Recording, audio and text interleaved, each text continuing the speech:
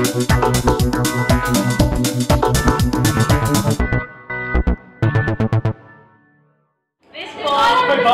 an original one is, I was glad that I'm after him kasi it's about my vehemence for this Vietnamese girl.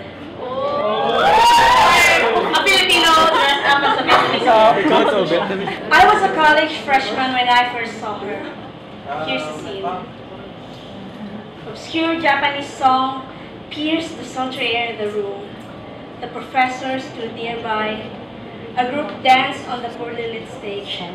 Then, I saw her standing there, and that was when edges of sharp, vivid colors softened to monochrome, voices turned to monotone, and then muted. Room sent to a lull. She was clad in a dress almost as white as her skin. She donned a hat. Vietnamese? Her group would go next on stage while I forgot when our turn was. Her hair plunged straight down and draped her shoulders.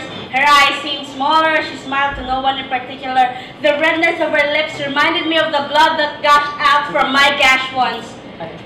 I liked that she wore only light blush on, no eyeshadow, no lip paint, and I liked how I smiled as I stared at her. I sat, stared, smiled, swore, and smiled once more. I was glad that my costume as a young woman from Iraq concealed my face. In ecstasy, a moan might have escaped my lips. But my senses told me to stop. Still, I wanted to touch her. She dug into my skin like needles and pins. I gnashed my teeth and clenched my fists. She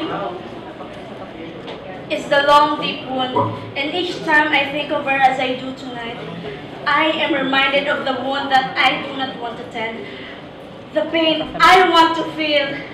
I may poke the flash of flesh, press, draw blood, spit into it, pour spirit onto it.